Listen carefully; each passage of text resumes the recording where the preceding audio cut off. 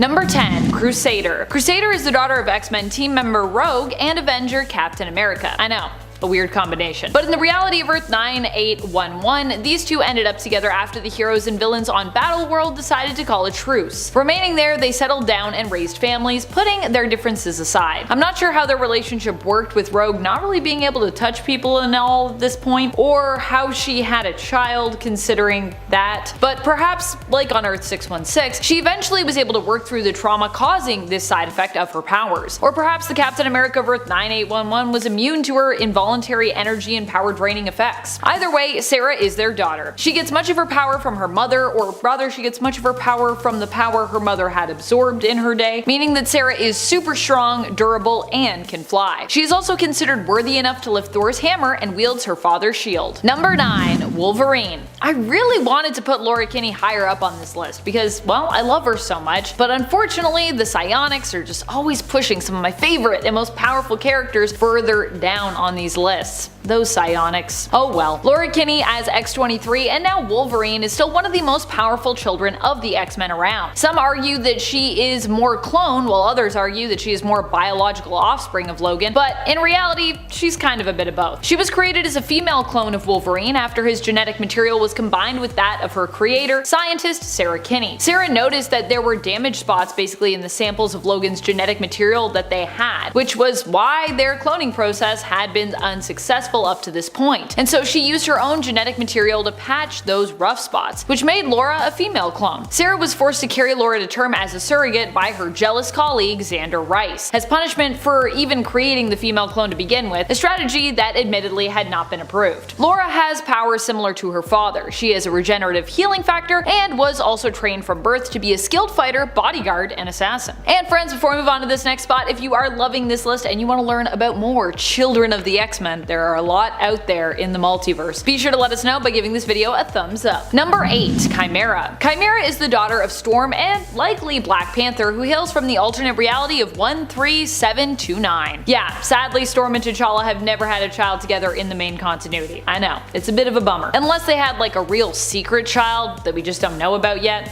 but I doubt it. Chimera seems to have inherited the powers of her mother, but also shares a connection to the Earth, which allows her to draw on and harness its energy. She is also a skilled tracker and can communicate telepathically with animals. I'd also assume, as she's the daughter of Storm, that she's a skilled combatant as well. As while Storm is more well known for her goddess status and weather manipulation powers, she is also an extremely skilled fighter. And if she's Black Panther's daughter, then she should definitely be a skilled fighter. I mean, you got two amazing parents that are both amazing fighters, so just saying. Number 7. Charles Xavier II. Charles Xavier II is the son of Charles Xavier and Mystique, if you can believe that. I know, it's pretty shocking. Charles Xavier II was technically born into the reality of Earth 616, where we later find out that while Mystique actually took the form of Moira when giving birth, Charles actually knew that he was in a relationship with Raven, so it wasn't like a trick of hers. They were actually just wanted to be together, I guess. This version of Charles, however, is an all grown up one from the alternate future of Earth 13729. When his powers first manifested, he accidentally killed his adoptive mother and ended up later joining forces with his half-brother Raze, another child of Mystique's sired by Wolverine, another child of the X-Men. Charles Xavier II has a brilliant and conniving mind and, like his father, is an immensely gifted telepath, capable of using his powers to bend others to his will. Number 6. Polaris. Polaris is the daughter of Magneto, and while you might not think of Magneto as being an X-Men, considering, you know, he started out as an X-Men villain, he has also worked with the team before and even served as a member himself. Heck, at one point he was in charge of the whole New Mutants crew, let's not forget that. Magneto may have some questionable methods when it comes to getting justice that put him on the spectrum of villain, but I think at the end of the day, he's just trying to do what's best for mutants. Or at least what he thinks is best for mutant kind. Polaris, like her father, also has magnetic-based powers, which, like her father, are also pretty impressive. Polaris is considered an alpha-level mutant and recently got to join the X-Men team herself after being elected to join them in the Krakoan X-Men elections. Psychic elections. Imagine if we could all just vote psychically. That would be awesome. That would be so much easier. You would just like sit down and you'd be like, who do I want to vote for?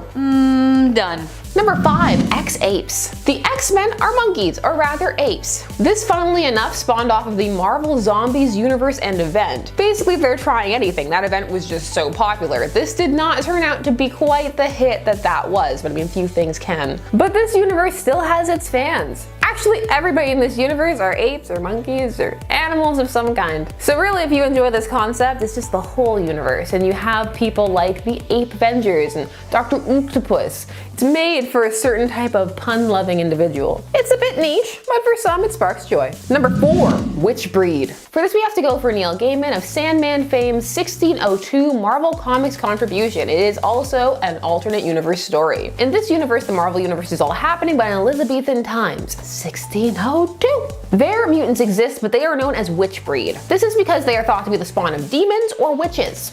Or both. They are creatures to be hunted down, but they find safe haven in Xavier's select college for sons of gentlefolk, a school that causes great concern for Sir Nicholas Fury because he sees the potential of all these students as soldiers, which, let's not lie, that's part of what Xavier is doing. Again, this is a universe where people tend to like the whole thing, but the X-Men stand out as a distinct part, or rather, the witch breed. Number 3, X-Babies. Versions of your favorite characters as babies or kids. This is a concept that is either really fun or incredibly lame, depending upon who you're talking to. So the X-Babies are clones created by Mojo in the Mojoverse. This was probably inspired by an even earlier story where he had just taken the X-Men and turned them into kids, again for entertainment. Because you know, if anything goes on long enough, be it show, series, whatever, you're gonna get two things. You're gonna get a child episode and you're gonna get a musical episode. Now the X-Babies are a concept that is short-lived, but they are usually returned to. There is even an A-Babies versus X-Babies. Again, how cool you'll find these tots depends upon your tolerance for baby-related shenanigans. Number 2, Earth X. The version of the X-Men here are depressing, but all of Earth X is depressing actually. After an experiment of Reed Richards goes wrong, or seemingly that's what happened, for once it's not Reed's fault, I know, shock and awe, a population of superpowered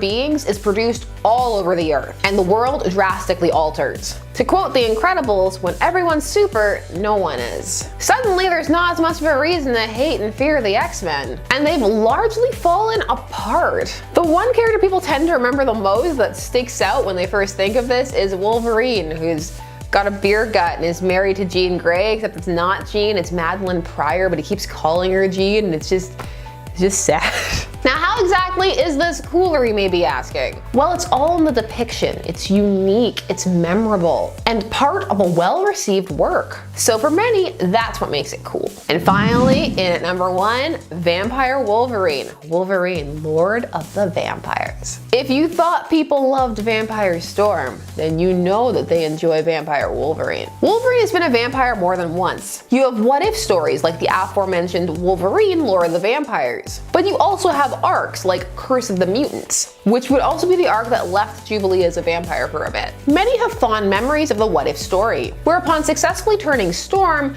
Dracula then turns all the rest of the X-Men. Only because of Wolverine's healing factor, he figures out how to use his powers way faster than everybody else, and so he dethrones Dracula and takes over as leader of the vampires. In fact, he leads the new vampire X-Men to take over New York. It's up to the bizarre combination of Doctor Strange and the Punisher to take him down. Number 10. Armor. Armor, aka Hisako Ichiki, is actually a pretty powerful X-Men, even in the 616 universe, who can create a psionic exoskeleton suit of armor. This exoskeleton is incredibly strong, durable, impenetrable, and it's fueled by energy from Hisako's ancestors in the 616 universe. But not in the Ultimate Universe, no sir. In this universe, Armor's exoskeleton takes the shape of giant animals and even dragons sometimes. Oh, and also in 1610, her exoskeleton is fueled by 10,000 mythological Japanese spirit demons. Like, how freaking awesome is that?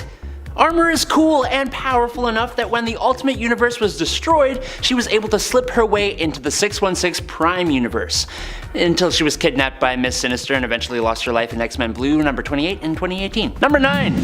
Firestar. Honestly, Firestar is one of those flame-wielding mutants that kind of flies over my head a lot of the time. Usually I think of Pyro, but in the Ultimate Universe, Pyro is actually not resistant to his own flames and therefore is covered in scar tissue and has like no nerve endings. But Firestar in both 616 and the Ultimate Universe is way cooler. Or I guess technically hotter because fire. Ironically, her character actually had a huge phobia and hate of mutants, until her powers of microwave energy manipulation manifested, which seems to actually take the form of pyrokinesis in this universe. Her whole body can engulf in flames that she is thankfully resistant to. It allows her to fly and surprisingly burn things and people. Like when the super creepy Ultimate Wolverine tried to hit on her and she threatened to burn his nipples off. Number 8. It's Wolverine. I am gonna be honest, this version of Wolverine is a bit alarming in terms of his morals and preferences, and just his behavior in general is just a bit less heroic than his 616 counterpart. But despite that, it is hard not to admit that he is quite the powerful character. His healing factor is a bit different than his prime version and is called a survival factor. That means he can survive being torn in half, departed from his head, and even blown up by a nuclear bomb. He can also detect lies and still has an adamantium skeleton. He was trained by Weapon X as an emotionless assassin, but when the Brotherhood hired him to take out Xavier, he proves he is more than just muscle, overcoming his brainwashing and joining the X-Men, although it may have also been because he fell in love with the teenage Jean Grey when he was like 30. Number 7. Psylocke. Colonel Betsy Braddock of Strike is England's most powerful telepath, capable of reading minds, creating psychic grenades that explode in the minds of others, and one of her coolest powers, brandishing a purple psychic energy blade. She was once possessed by the mutant David Xavier, but she was strong enough to overpower him momentarily, which, if you know anything about him and his level of power, is not something to scoff at. When Colossus dropped a car on her, her consciousness was powerful enough to jump into the body of a coma patient named Quanon, kind of calling back to how Betsy and Quanon share a connection in the main 616 universe. Number 6. Rogue. Similar to her Prime Universe version, Rogue, or Marion Carlisle, drains the life force and absorbs the memories and abilities of others through skin-to-skin contact, with the caveat being that she can end someone's life if she holds on too long. Now, in the Ultimate Universe, it turns out doing this on a mutant to the point of hitting the end of the line will actually permanently transfer those powers over to Rogue. This happened twice. The first time was with Gambit. She drained his life force when he was already near the end after a fight with the mutant Juggernaut, and she gained his kinetic energy manipulation abilities, plus sometimes his accent. The second time she did this, she drained the powers of Juggernaut himself when he was near death, gaining his abilities permanently, giving her the strength to throw cars, the durability to withstand demolishing buildings, super speed, and limitless stamina. She would use those abilities to help the X-Men. Number 5. The Brotherhood of Evil X-Men from the Future. So this team isn't really a straight up alternate X-Men team, as the name implies. I'm cheating just a little bit here. However, they did pose as the true future X-Men when they showed up in Battle of the Atom, and I really like them, so I'm just gonna count them, cause I do the lists, so I get to decide what folks we include. Cool? Cool. This team also has some of my favorite overall members, with Charles Xavier II appearing as the leader, and also boasting of a roster including and formerly including Zorn Jean Grey, an Ice Hulk version of Bobby Drake, an insane version of Beast, Raze, Deadpool, and a much more powerful Molly Hayes, who doesn't succumb to exhaustion after using her super strength. Which is pretty scary, because Molly Hayes is pretty strong. Number 4. The Dark X-Men. The Dark X-Men is Norman Osborn's team of mutants who were brought together in response to unrest in the mutant community during the events of Dark Reign. Honestly, I feel like between number 5 on this list and number 4, it really could have gone either way, so let me know if you feel like, the future fake X-Men should have gone above, because I was very on the fence about this. Initially, Norman Osborn was not allowed to get involved with the mutants, but after riots broke out, he was able to finally make his own X-Men team, which he declared to the public was the real X-Men team, declaring the real X-Men team outlaws. Fortunately, it turned out both the team leader Emma Frost and Namor the Submariner, who, when pitted against the true X-Men, turned on their own dark X-Men teammates. I didn't even talk about the other people on this roster, but there were lots of cool people. Number 3. Extreme X-Men. Extreme X-Men Volume 2 is an X-Men series and a team that takes a page out of the Exiles book. Not to be confused with Chris Claremont's Extreme X-Men roster led by Storm in Volume 1 of that series. This version, written by Greg Pak, is a multiversal team of heroes who hail from various alternate realities. Seriously, I love this series. It's 1, really pretty, and 2, it's just really cool. The team is typically led by the main continuity dazzler, Allison Blair. The team roster included such amazing members as Sage, Earth 12025 Hercules, boyfriend of the James Howlett of that reality, the James Howlett from Earth 12025 himself, Emmeline Frost Summers, an OP godlike immortal version of Emma Frost who is married to Scott in her reality of Earth 52012, Corporal Scott Summers from the American Civil War based reality of Earth 70213, a younger version of Kurt nicknamed Kid Nightcrawler, and a floating Xavier head. So many great people. Number 2. Age of Apocalypse. I would say the Age of Apocalypse version of the X-Men has to be one of the toughest versions out there, which shouldn't come as a surprise as, like eventually happened on Earth Z, Magneto also kinda ended up becoming their leader after the death of Xavier. Although in the Age of Apocalypse reality of Earth 295, many things are different. Rogue and Magneto end up getting kinda married, with another kind of odd relationship developing between Storm and Quicksilver that also kinda makes sense given this reality, and Cyclops ends up working for Apocalypse, who rules the world. Another major difference is that in this reality, Charles was actually killed before he could ever form the X-Men, meaning that Magneto was their one true leader here. Number 1. Future X-Men. Personally, I think the future X-Men that we meet in Battle of the Atom, the real future X-Men of Earth 13729 that is, are pretty nuts. I mean, they have Widget on their team. Widget! And they also have a wizard version of Iceman who goes by the name Ice Wizard now, and Wiccan as one of their members as well. I don't know about you, but it doesn't really sound like it gets better than that. Jubilee also takes up the mantle of Wolverine in this reality, which is adorable, and Logan goes on to become the new professor, being known as Professor Logan, which I love. Number 10. X-Men 1602. You know I gotta talk about this Neil Gaiman and Marvel collaboration yet again. One of the central conflicts within Marvel's 1602 story is the subject of witch breed, in other words, mutants. This story takes the adversity that the regular X-Men face in modern times and amplifies it to about 10, having the mutants be the main victims of this timeline's Spanish Inquisition. Mutants are hunted down and treated in the most horrible medieval ways. Standing against this horrible treatment were a version of the X-Men led by Carlos Javier, or this Earth's King Charles I, who refers to them as Mutantur, or Changing Ones. The team was made up of Warner, aka the Angel, Henry Hal McCoy, Brother Petros and Sister Wanda, Scotius Summerisle, Roberto Trefusis, and the wee apprentice John Grey. Now, this may be a basic team of X-Men, but all of these characters are very powerful in their own right, and in an Elizabethan world that can barely even comprehend them,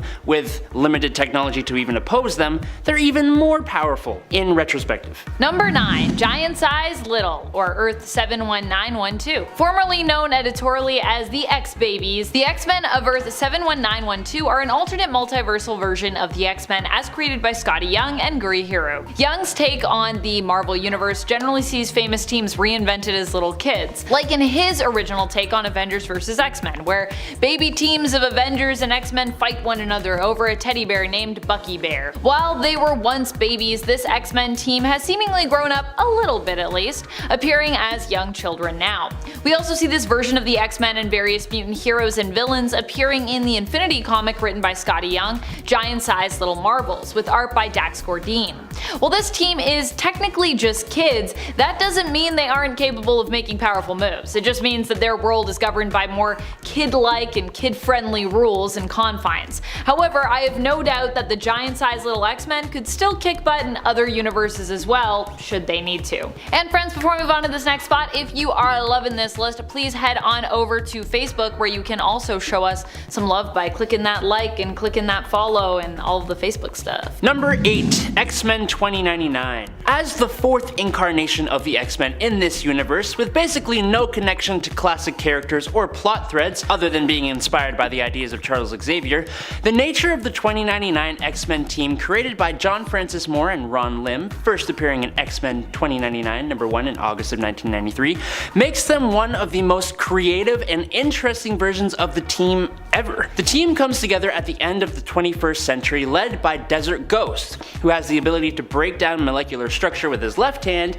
and heal even lost limbs with his right hand. He had a vision for a new future for mutant kind, and his team is made up of completely new characters like Cerebra, who has the abilities of Cerebro basically, and the ability to manipulate a person's nervous system, or Skullfire, who had ambient energy particle absorption. All the members of this X-Men team have unique powers to take on the grim corporate-ruled future of this timeline. Number 7. Marauders. Marauders has to be one of my favorite X teams we've had in a long time. They weren't always so amazing and heroic though. The Marauders was initially a name taken by Mr. Sinister's band of mutants, who were pretty evil. The same mutants behind the Mutant Massacre, where many Morlocks were killed, and Angel, one of the original X-Men, got properly messed up. Poor Angel. Recently though, the Marauders' name was reclaimed by Kitty Pryde, now known as Captain Kate Pryde, the Hellfire Trading Company's Red Queen. Kate leads her Marauders team in an effort to fight mutant injustices the world over. Where there are mutants who are being kept from Krakoa or oppressed, her and the Marauders fight to free them. They also operate in trades, making deliveries the world over to ensure Krakoan-based goods and products like medicine and whiskey are delivered to Krakoa's trade partners. Number 6. Asgardian X-Men. In What If number 12 from 1990, we get a little taste of what would happen if the X-Men had stayed in Asgard after their adventure during the Asgardian Wars in X-Men Annual number 9. Cyclops puts the X-Men to a vote, with the winning majority deciding whether to stay in or leave Asgard. Now Loki sent the losing majority home to Earth while allowing the winning majority to stay in Asgard. The result is an Asgardian X-Men squad that disperses among the Asgardian society, and it is so cool. Nightcrawler becomes a member of the New Warriors 3, or I guess 4. Sunspot becomes an Asgardian warrior, Danny Moonstar becomes a member of the Valkyrie, Ilyana Rasputin becomes the Enchantress, and above all of that and more, Storm becomes the goddess of thunder, with a version of Mjolnir becoming one of the most powerful versions of Thor in the comics ever. The X-Men becoming gods of Asgard with all the support of the already existing gods? Helheim, yes.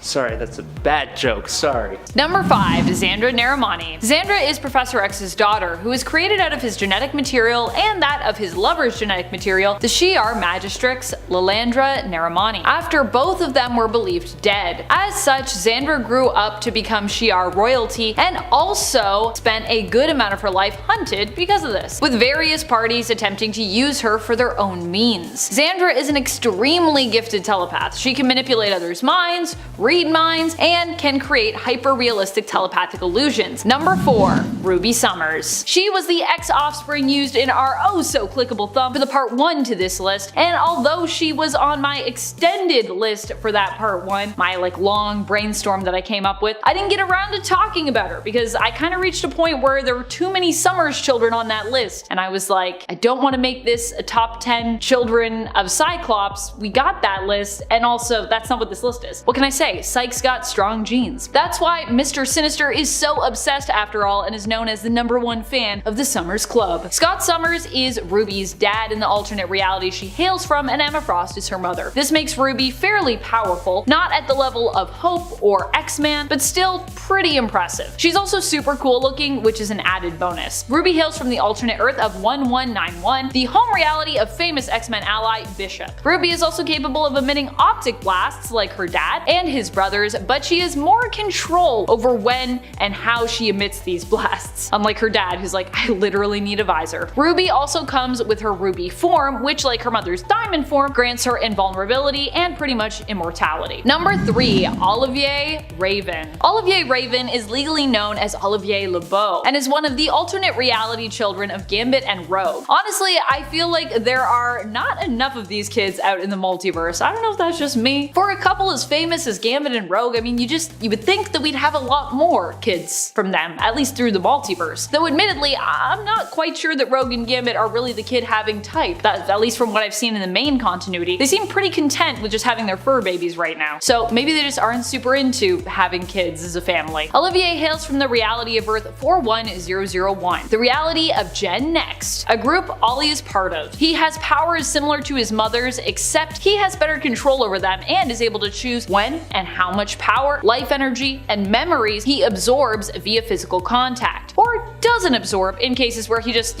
wants to make physical contact without using his powers. He can also absorb powers on a more permanent level, although he has less control, it seems, over when this happens. Like his father, he also seems to have some charm-based powers. Either that, or he's just charming. Number 2. Proteus. Proteus is the son of Moira McTaggart, who before I would count more as like an ex-ally, but with recent revelations we can definitely consider her a member in the same way we might consider someone like Charles Xavier. It turns out that Moira herself was a mutant this whole time, possessing unique reincarnation powers. She has also been known for being a leader and teacher of X-Men groups before, including the time when she led a team that Professor X then recruited, sending them into Krakoa to rescue the original X-Men. Not Krakoa as we know it now, but Krakoa as it was back in the day when it was like a monster island. Proteus is Kevin McTaggart, son of Joseph and Moira McTaggart. He is currently one of the 5 on Krakoa, and his powers as part of that team are mainly used to warp reality, allowing the non-viable eggs that Egg, formerly known as Gold Balls, produces to become viable for life. These eggs are then used to grow new versions of fallen mutants. Proteus is an Omega level mutant who requires hosts to survive. Initially, Kevin had a body, but now he's basically just pure energy. The hosts he controls and feeds off of eventually are exhausted and killed by that energy drain, making him not just a powerful psionic mutant, but also a powerful energy vampire as well, unintentionally. Number 1. Legion. Legion is the son of Professor Charles Xavier that was conceived when he had a love affair with Gabrielle Haller, which is where Legion gets his legal last name, as his given name is David Haller. Legion is so powerful because he suffers from a severe dissociative identity disorder, where he has more than 100 personas residing within him. Each persona has a number, many have names, and they each have their own specific power set that show up whenever they take over. Because of this, there is almost nothing that Legion isn't capable of. He can manipulate matter and time. We've seen him time travel and completely warp reality as a result of his possible abilities. He also has some pretty powerful hair, which I gotta say, I'm happy that he still rocks even now in the current modern day comics. He's still got that sweet hair. So tall. Number 10. Bloodstorm. Now, Storm is already mistress of the elements, so quite powerful and quite interesting. But what happens when she becomes a vampire? Now, this has happened briefly in main continuity, but in the Mutant X universe, it became a permanent change. The Mutant X comic series was published from 1998 to 2001, and as mentioned, it saw a very different Storm. This was after she was bitten by Dracula. Here, she was not saved, but instead became a full-fledged creature of the night. She of course had vows not to kill, so she had the vampire dilemma, which she solved by hiring some of her former teammates to let her drink from them, like Kitty Pryde. She would eventually leave the X-Men and join a team called the Six. She also turns Gambit into a vampire, even though she warns him he'll regret it, and he does. Spoilers. Listen when people warn you. Bloodstorm became a breakout character of this series. Number 9. New Sun Gambit. Speaking of Gambit, let's take a look at one of his alternate versions. This is New Sun Gambit, and he hails from Earth 9921. Gambit actually has enormous power potential that was quashed by Mr. Sinister in the main continuity, but that continuity is not all. In this other universe, he was trained to use his abilities even before he had them, and then when this was combined with his full potential and a mystic ceremony, he became something else altogether. The only thing is, the awakening of all these abilities would create a shockwave that would destroy his Earth, forcing him to travel around, and of course he ended up on the 616 Earth, where he ended up befriending Gambit and trying to help him along his way, but didn't tell him who he was. It was after his reveal and Gambit's subsequent disgust that he changed his name to New Sun. Some fans like seeing the full unleashed potential on display of Gambit. Number 8. Basilisk. Not all alternate versions that people like have happy outcomes. Case in point, Basilisk from Earth 11326, an Earth also known as Age of X. Here, Cyclops was incarcerated in a mutants-only facility after the manifestation of his powers as a teenager killed several people, including his parents. He captured the attention of the prison warden Arcade because of his power set, so he made him this very special mask. It looks a lot like the Skull mask from Persona 5, and it's something that people like about this character. In fact, for many, it's what makes him cooler. It is a very menacing looking mask. Now, a lot of this universe had to do with Legion, one of its personalities, and manifest manifesting another world. So for some, it was just a cool concept in general. The mask looked great. Love the mask. Number 7, Soldier Supreme. Here we have an amalgamated character from Warp World. This was the universe that was created when Gamora had the Infinity Gauntlet, put everybody's souls into the Soul Gem, and then folded that universe in half. As a result of this, the characters were merged and fused together. So you have Marvel characters smushed, and one of those was Captain America, Steve Rogers, and Doctor Strange, Stephen Strange. So I mean, they kind of already had the same name, just spelled differently, so it made it a bit easier. Back there, Dr. Stephen Rogers, but now with a PH. Their stories actually don't fuse too badly. It's World War II, and Stephen Rogers is contracted for a super secret soldier experiment, only it turns out it's a cover for a mystical ceremony instead of for, you know, the scientific one that he actually undergoes. But these mystic rituals still end up enhancing his strength and allowing him to connect with the occult, and he becomes Soldier Supreme. So he has Cap's cowl, but he still has like a mustache. And he was actually one of the heroes who objected to Warp World being completely destroyed at the end of the arc by Adam Warlock. So Warlock found a way to let it still exist and let these characters still exist. It was one of those loopholes. Stephen Rogers did that and kept being a hero. Number 6, Old Man Logan. Would any of our nerd lists be complete without mentioning Old Man Logan?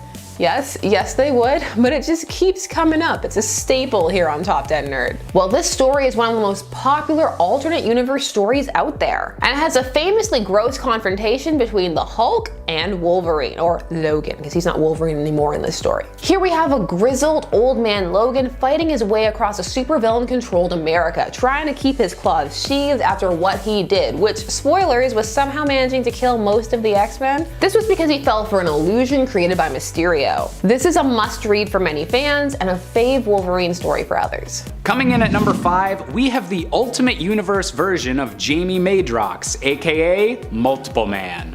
Multiple Man's powers have always been a bit overwhelming, with the ability to seemingly create an unlimited amount of duplicates of himself as long as they're generated one at a time.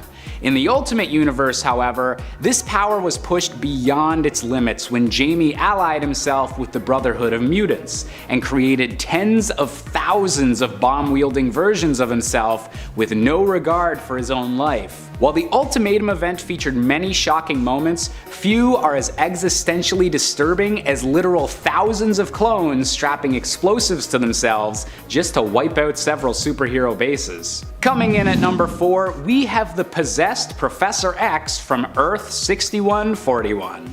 During the event known as M-Day, when Scarlet Witch wiped out most of mutant kind, the extremely powerful telepath known as the Shadow King was able to escape the loss of his powers by transferring his mind through the multiverse to the alternate world of Earth 6141, where he was able to successfully possess the mind of this world's Charles Xavier before the X-Men were even formed.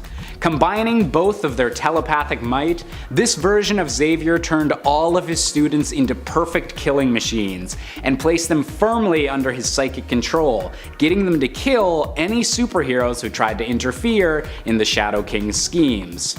While eventually defeated by the team known as New Excalibur, this group of Shadow X-Men left their world shaking in terror. Coming in at number 3, we have the vampire variant of Storm, aka Bloodstorm.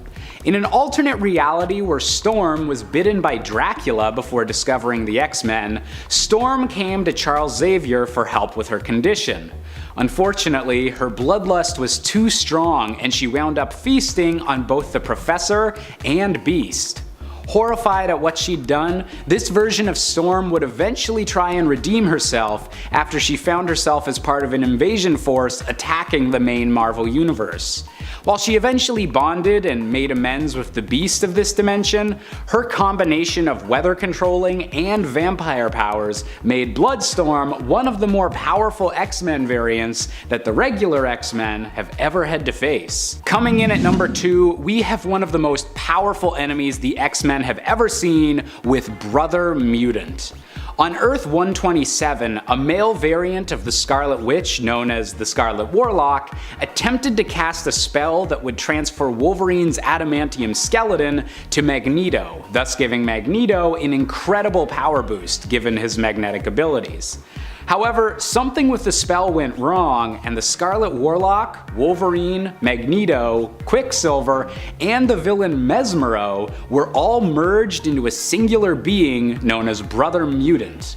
With all 5 of these mutants' powers combined into one villainous figure, Brother Mutant was such a powerful threat that a multiversal team of Wolverines had to be assembled specifically to stop him, just to ensure that all of that power wasn't unleashed on the rest of the Marvel Multiverse. And finally, coming in at our top spot, we have the one and only Magneto from the Ultimate Universe.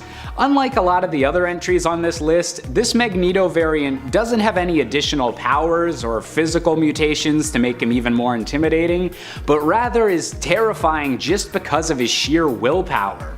This version of Magneto is much more cynical and dark than the complex figure of the regular Marvel Universe, and when he believed his children had been killed by Doctor Doom, Ultimate Magneto was furious enough to begin a global genocide. Switching the polarity of Earth's poles with his magnetic powers and beginning the incredibly controversial event known as Ultimatum, this version of Magneto caused the deaths of millions of people and dozens of beloved superheroes, and was only finally able to be stopped when Cyclops put him out of his misery with a laser blast to the head. Number 10. Noir. In Marvel's Noirverse of Earth 90214, the X-Men are actually troubled youth and delinquents who are brought together by Charles Xavier, a controversial psychiatrist who believed that sociopathy was the next state of human evolution. Instead of attempting to redeem the youth whom he took into his school, the Xavier School for Exceptionally Wayward Youth, he worked to train them even further in their criminal arts. While some of them were exceptionally dangerous, at the end of the day, this version of the X-Men were just young criminals who were humans. So, yeah. But they did have guns, so there is that. Number 9. 1602. The X-Men of Earth 311 are surprisingly powerful for the time period in which they live, 1602. In this reality, mutants are instead called Witchbreed, and the team of X-Men are an Elizabethan reflection of the Earth 616 original team. Carlos Xavier is their teacher and head, while Scotius Summerisle is their leader and is joined by the ice-wielding Robert Trefusis, a beast like Henry McCoy, and the powerful telekinetic and telepath disguised as a boy, Jean Grey. Together, this team managed to help save their reality when a rift was caused due to all these heroes basically coming into existence so early, destabilizing it. In the end, Jean died from overuse of her powers, making her weaker than her 616 counterpart, but overall, the team is still pretty strong, especially for this time period, like I said. And friends, before we move on to our next spot, if you are loving this list and you want more lists like it, I don't know if there's 10 more alternate versions of the X-Men, but we can definitely do something in this realm. Be sure to let us know by giving this video a thumbs up. And also, go check out our Top 10 Nerd Elite, our new channel, and make sure you subscribe to that where we're gonna have lots of bonus content for you. Number 8. Earth Z. The X-Men were some of the last heroes standing up against the zombie horde on Earth 2149, or Earth Z. While Professor X was quickly devoured, Magneto stepped in to become the leader and encouraged the X-Men to fight to kill their opponents, as opposed to just, trying to hold them off. Otherwise, he warned the heroes would easily be overcome. Gone were the days of fighting to incapacitate their enemies. Wolverine himself seemed very much on board with this, and when Nick Fury called a meeting of the surviving heroes to explain the situation on the S.H.I.E.L.D. helicarrier, many of the X-Men could be spotted amongst their numbers. Surviving in Marvel Zombies even just for that initial wave is pretty impressive, considering how many iconic and powerful heroes didn't make it. In fact, when they're with Nick Fury, I'm pretty sure I counted 9 of them, which I think is pretty impressive. Number 7. Days of Future Past. The X-Men team from Earth 811 didn't do too hot, and ultimately ended up trapped in a post-apocalyptic situation where the world was ending and Sentinels were killing just about everything. Although they ultimately failed in their attempt to travel to the past to fix it to save the future, with Rachel Summers transporting Kitty Pryde back in time to the body of her younger self, Kitty still found a way to save the day when she returned as Widget, and with help from an alternate Excalibur team and alternate Rachel Summers, deprogrammed the Sentinels, turning them into Protectrons of a sort who would work to defend the mutants instead of destroy them. Basically, I feel like Days of Future Past is just powerful because of Kitty, but that's just my opinion. Anyways, Kitty's pretty powerful, Kitty and Rachel, so that's all we really need. Number 6. Ultimates, or Ultimates, if you will.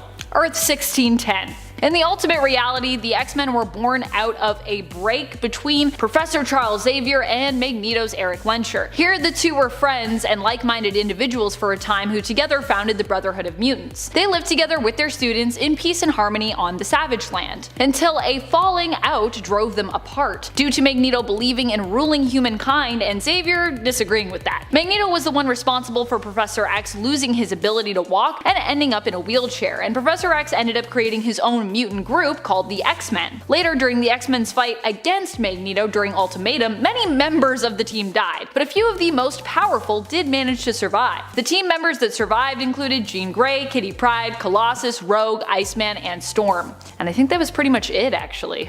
Ugh. Number 5. Kitty Pryde. Kitty Pryde, as we know her, is known for her ability to phase herself and others through solid matter. She also has the ability on Earth 1610, but in this universe she discovered she can also minimize the negative space around her atoms, becoming super dense and granting herself extra dimensional mass, giving her enough strength to smash through concrete and metal and punch Spider-Man through the air, making her as hard as diamond and able to withstand attacks from the Phoenix, and making herself weigh 90 tons at peak mass. But that's as well as her phasing ability, which can allow her to walk on air and water. And that's before her exposure to Giant Man Serum to fight Galactus that leveled her up even more, allowing her to increase in size and gain a healing factor. Definitely one of my favorite Ultimate X-Men, and not just because of her romance with Peter Parker. Alright, number 4, Storm. The Omega level mutant known as Storm has a little bit of a different backstory compared to her main universe counterpart. On 1610, Aurora Monroe was an immigrant from Morocco who was found by Professor X living in Athens, Texas, where she'd been stealing cars for a living. When she took a 1978 Mustang for a joyride, the police finally caught up with her and Aurora used her powers to create a lightning storm to escape. Unlike her main universe counterpart though, she didn't have the training yet to control her powers to such a high degree and put some children in danger when she summoned the lightning storm, which eventually allowed the police to catch her. Xavier sent Jean Grey to convince the Athens authorities that Aurora was actually an FBI agent and that she was sent to relieve them of the mutant, and she went on to join the X-Men. She is much more sarcastic and rebellious and also had relationships with both Beast and Wolverine. She didn't just create storms, she created drama. Number 3. Iceman. In the 616 reality, Bobby Drake, aka Iceman, was one of the original X-Men and has achieved the classification of Omega level with his powers of cryokinesis and hydrokinesis. Now, in the Earth 1610 reality, he is actually one of the youngest members of the group, and it's almost as if he was kind of given a power boost. I know that doesn't make sense. How can you like boost an Omega level character? You can't. But he wields his powers in more interesting ways. He has always been able to transform his body, but he also creates gigantic ice trolls and ice walls. He's proven his worth by stopping a Weapon X invasion and the Ultimates all on his own. Professor Xavier himself has claimed that Iceman is one of the 3 most powerful X-Men, and he's probably not wrong. But I do gotta say, I don't know what they were thinking giving him the do-rag. I don't get it. Number 2. Professor X. In the Ultimate Universe, much like in the main one, Charles Xavier was the most powerful telepath on Earth, possessing vast psionic abilities and was known as one of the most powerful mutants ever. His mutant abilities give him telepathy, astral projection, and this version experiences some telekinetic skills as well, unlike his 616 version. He is also a genius with skills in surgery, therapy, and biochemistry. The only thing that I would say is both kind of a power boost and a bit of a caveat is the fact that while he's a good guy, he is also somewhat corrupt, or like very corrupt, as well as very manipulative. He willingly reads and messes with the minds of others, like Bobby Drake, who had a girlfriend when he first joined the X-Men who almost convinced him to leave the team, so Xavier erased her from Bobby's memory. It's kinda really messed up.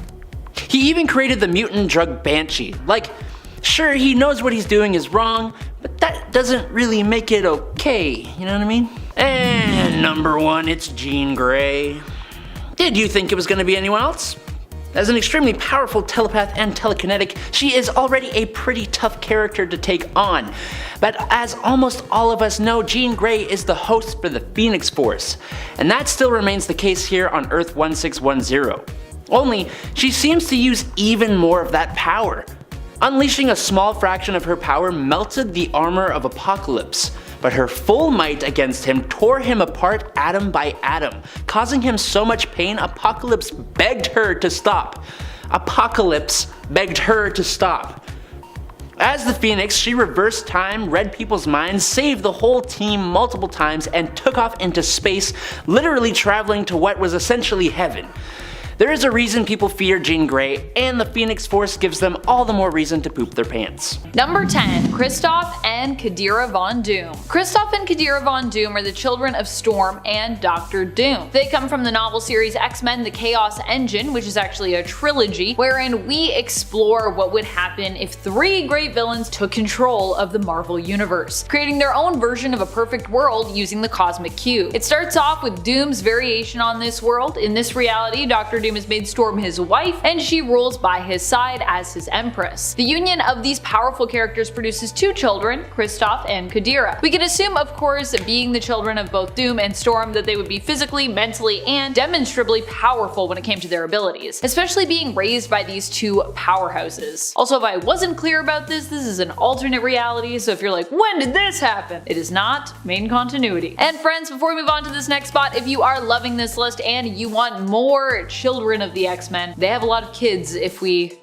surf through the multiverse, so we could do it for you. If you want that part 3, be sure to let us know by giving this video a thumbs up. Number 9. Nocturne. Nocturne is the daughter of Nightcrawler and Scarlet Witch. Obviously, not from the main continuity. In fact, Talia Wagner is known for being a part of a multiversal hero team, the Exiles. Nocturne is from the alternate reality of Earth 2182. In fact, back on her home reality, which first appeared in Millennial Visions, Talia is also known as a member of the X-Men team, fighting alongside her father, Nightcrawler, who is actually their field leader. She is a low-level telepath with incredible superhuman agility skills, the ability to wall crawl, and the ability to fire powerful brimstone hex energy bolts, something inherited from both her father and her mother. Nocturne's physical appearance is also similar to her father's, a bit demonic looking, and of course, blue. All my blue X-Men. Top 10 blue X-Men. Actually, I feel like there's a lot of X-Men that are blue. Or mutants that are blue, maybe? There's a lot of blue mutants, for sure. I don't know about X-Men team members. Number 8. Jimmy Hudson. Jimmy Hudson is the son of Wolverine from the alternate reality of Earth 1610. His powers are similar to his father's, but in this reality they're believed to work a little bit differently. As opposed to just being insane healing powers, Jimmy's power set in this universe as a mutant is believed to be based more in survival. So these powers aren't necessarily just about healing, but survival instincts and capability, meaning that Jimmy is just much better at surviving and evolving to survive than anyone else alive on the planet. And I mean that because in this reality, Wolverine eventually dies, so really Jimmy is the only one left alive who's really good at surviving. Jimmy Hudson has also been bonded to a poison before and gained control of his poison, which are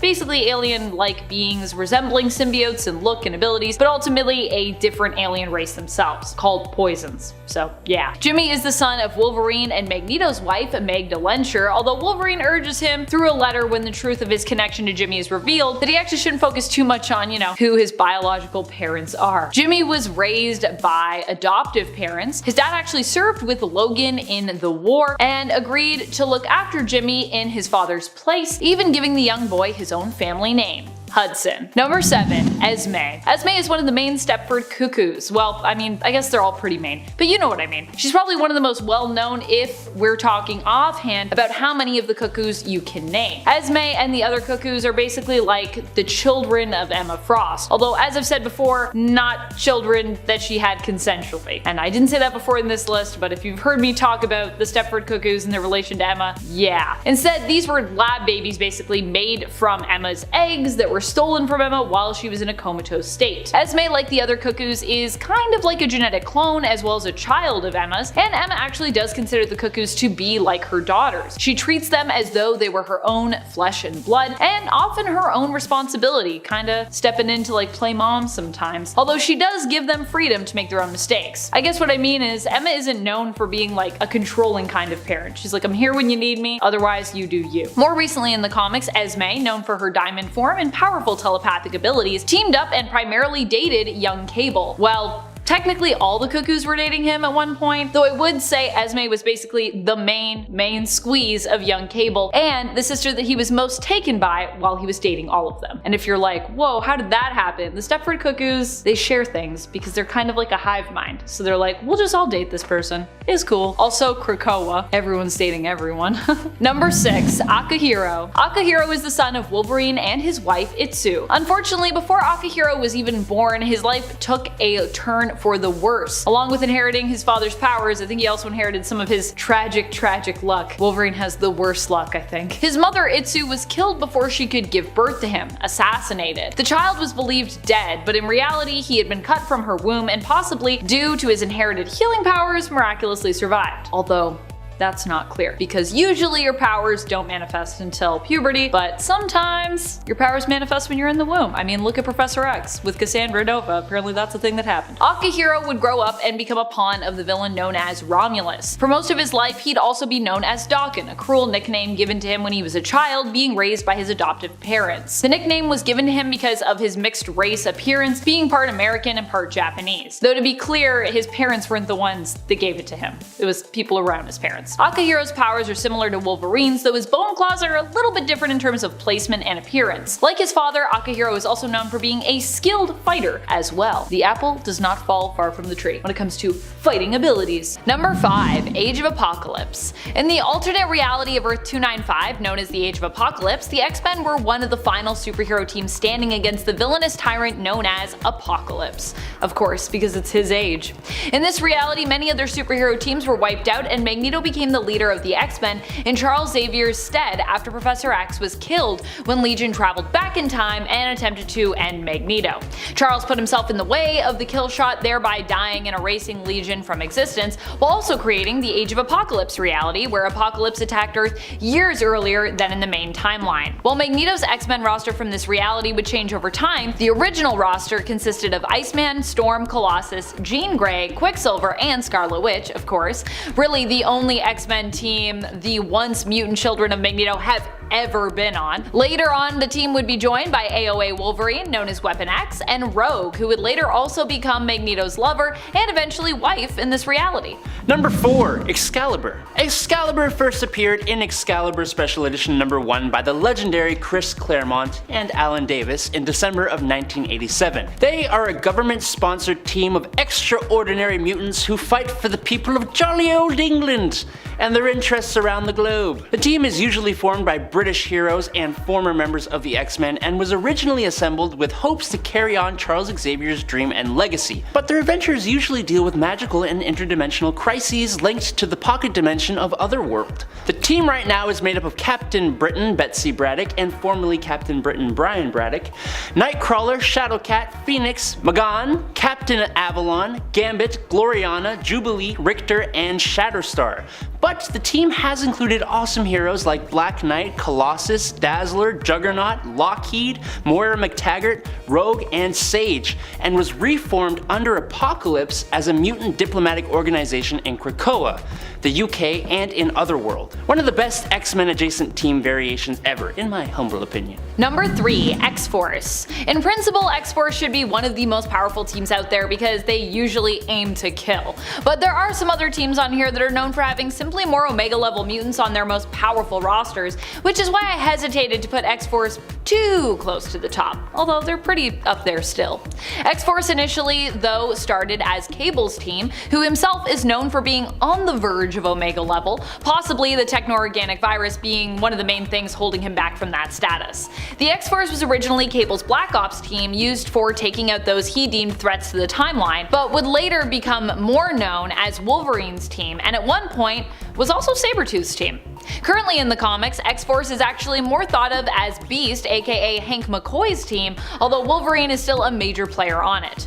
There was a recent incarnation of the team that included Omega level telepath Jean Grey on its roster as well. Number 2, Multiversal X-Men. Gonna be honest here, this one's a little wacky. As an example, at one point the Kurt Wagoner on the team used a collection of hundreds of disembodied Professor Xavier heads to search the multiverse for a habitable planet for the population of Earth 12245. And then he teleported them all to that new world. That alone puts the team high on the list, but the other other members just bring the team comfortably to the number 2 spot. A Wolverine that was Governor General of Dominion of Canada, who was in a romantic heroic duo with the demigod Hercules, who gave Wolverine adamantine bones, and who was also on the team. Emmeline Frost Summers, who was granted the immortality of a goddess. Catherine Pride, who goes by Shadow and is as equally powered as her 616 self. A genius disembodied head of Xavier, that's by itself. Corporal Scott Summers, who fought in and ended the American Civil War in 2 weeks, having dispatched about 6,000 Confederate soldiers. And regular old Dazzler. They came together thanks to the villain Savior, but fought against 10 evil Xaviers, including a Witch King and Cthulhu Xavier, that were trying to destroy reality. Number 1. The Five. The Five have to be one of the most powerful mutant teams to have ever existed at this point in the main continuity, or if not, they would still have to be pretty high up there, I'd think.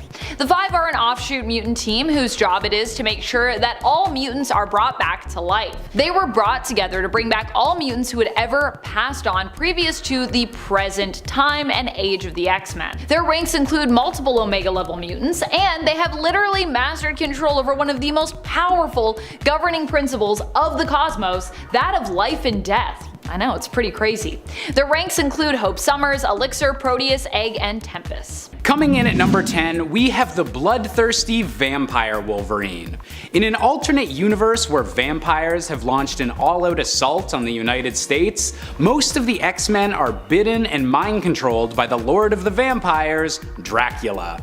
Unfortunately for Dracula, however, Wolverine's healing ability allows him to regain his own mental control despite becoming a vampire, and thus is able to overthrow Dracula and become leader of the vampires. Consumed by a bloodlust that amplifies his already pretty frightening rage, Wolverine and his vampire army are able to wipe out most other superpowered life on the planet, only finally being defeated by the combined forces of Doctor Strange and the Punisher as a vampire hunting combination. Coming in at number 9, we have the evil Iceman hailing from the Age of Apocalypse universe. In a world where Apocalypse has taken over mutant kind and only Magneto and a few X-Men are capable of fighting back, the usually optimistic Bobby Drake was forged into a heartless warrior, giving him much stronger control of his ice powers than other depictions of Iceman, and becoming a living streak of ice that can travel instantaneously through water. This version of Iceman would eventually betray his teammates and ally himself with Dark Beast, and was only eventually able to be defeated by having his head shoved inside of a furnace. Which I guess is one way to kill an ice-based villain, but geez, that's a little bit overkill. Coming in at number 8, we have the brainwashed Wolverine of Earth 14850. At one point in the regular Marvel Universe, Wolverine was captured and brainwashed by Hydra in order to assassinate the Avengers, but luckily was able to be deprogrammed before he did any real damage. On this alternate Earth, however, the deprogramming never took place, and Wolverine's killing spree of superpowered heroes was able to last for months. Armed with all of his incredible abilities, absolutely no remorse, and the addition of Hydra-developed teleporting technology that nullified even Wolverine's usual weaknesses, and this was a horrifying enemy that even the Avengers couldn't handle. Coming in at number 7, we have Basilisk, the twisted, mask-wearing variant of Cyclops. On an alternate world where anti-mutant sentiment is somehow even higher than the regular Marvel Universe, Scott Summers' backstory is made even more tragic. Killing 7 people, including his own parents when his powers first manifest, Cyclops is locked away in the prison Alcatraz and forced to wear a mask made of ruby quartz to control his laser vision. The evil governor of the prison even goes so far as to mutilate Cyclops and remove his eyelids, making the twisted basilisk mask the only method Scott has to control his deadly abilities, a favor that Cyclops would repay by killing the governor and launching a prison break that would eventually lead him back to this universe's X-Men. Coming in at number 6, we're taking a bit of a break from the comics with the Wolverine symbiote from the video game Spider-Man: Web of Shadows. In this game's story, Wolverine has traveled to New York City to deal with a growing symbiote infestation, and even briefly fights Spider-Man when he believes the wall crawler is actually Venom. Unfortunately for Wolverine, he finds himself overwhelmed by actual symbiotes on top of a church and attacks Spider-Man again as the Wolverine symbiote.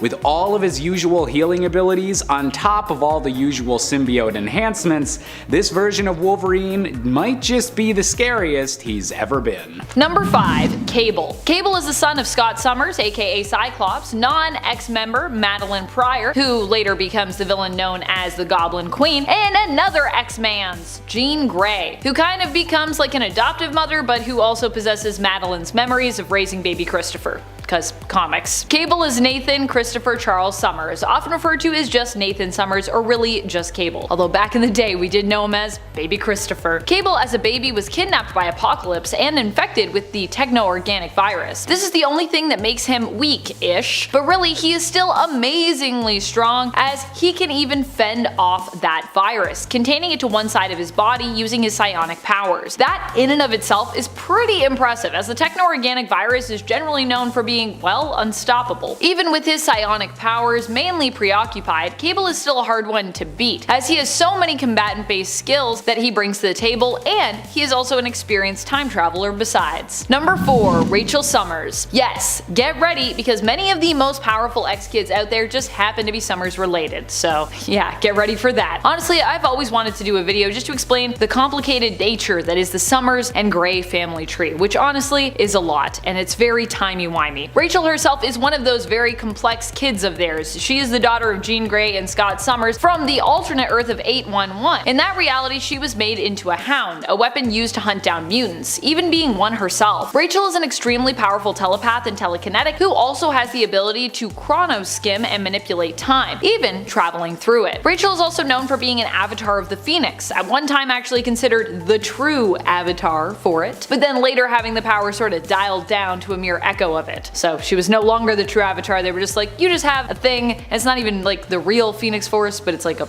version of it. Still, the seeming piece or echo of the Phoenix Force that resides within her has been known to flare up from time to time, or her connection to the Phoenix Force, however we want to see that, occasionally boosting Rachel to an off-the-charts level of power. But like I said, that doesn't happen all the time. Number 3. Hope Summers. Hope is the adopted daughter of Cable, who was originally known as the Mutant Messiah Baby. Cable saved Hope from Bishop, who basically wanted to destroy her. In Bishop's reality, the Mutant Messiah would end up causing the event that led to the oppression and persecution of mutants. However, in Cable's reality, the Mutant Messiah would grow up to become a savior, so you can see why these two were opposed on this topic. For the X-Men of Earth 616, the Mutant Messiah was the first new mutant to have been born since basically M-Day, and so she brought hope to the mutants of the 616 reality. Cable body-slided with Hope to another time to raise her in safety. He would end up naming Hope after her adoptive mother, his love who died, Hope, and she got the Summers name from Cable himself. But although she looks a lot like Jean, she actually has no biological relation to the Summers or the Grey families, at least not that we know of. Hope's mutant abilities allow her to copy the powers of anyone within a certain range. Hope also gains access to these powers without struggling at all to use them, receiving them basically at their peak level and with the auto knowledge basically of how to use them. So if you're like, oh, she's gotta like figure it out, no, she's just like instant god mode with those powers basically. Number 2. Scarlet Witch. Wanda is known for being one of the most powerful beings in the Marvel Universe. She has used her powers to completely warp reality the world over, and her chaos magic has pulled off other immensely world-changing feats, such as flipping the alignment of all major heroes and villains in the comics during the events of Axis. Initially, her chaos magic powers were believed to be somewhat mutant in origin. In fact, they were kind of presented initially as like Jinx-like mystical mutant abilities during her first appearances. However, we've since learned that both Wanda and her superpowered brother Pietro, aka Quicksilver, were never really mutants at all, nor were they related to Magneto. However, they still spent a good amount of their life around Magneto, who secretly believed them to be his children, and then another good amount of time thinking that he was their actual father, until it was revealed that this was all due to manipulation by the High Evolutionary. High Evolutionary just coming in and messing pretty much everybody up when it comes to their backstories and origins. Wanda herself has never really gotten along with the X-Men, especially since the events of M-Day, but she is still considered, I think, a part of Magneto's family, and a powerful one at that, regardless of her status as a mutant or a non-mutant. I know there are some people out there that want to be like, it never happened, but like, they still spent a lot of time together thinking that they were family, so I think we can still count it, friends. Also, make Wanda a mutant again. Do it. Make it happen. Give me Wanda and Quicksilver back. Number 1. X-Man. X-Man is Nathaniel Gray, the lab-born child made by combining the genetic materials of both Jean Grey and Cyclops. So basically like Cable, but if he had been made perfectly by villain Mr. Sinister. He actually hails from the alternate reality of AOA, Age of Apocalypse, Earth 295. Here, Sinister created him to use as his own weapon, but of course, Nate being so powerful, managed to escape Sinister and instead ended up being raised by Forge of Earth 295. He is considered one of the most powerful mutants of all time, which would also make him one of the most powerful children of the X-Men out there. Nate can warp reality, resurrect the dead, resurrect himself, travel to alternate Earths and dimensions, and even manipulate the time stream. He's basically the most OP of characters when it comes to the Marvel Universe. And if you've seen artwork of him, you will probably recognize him as someone who looks like Mutant Jesus, which yes, he is god level, so that is the point.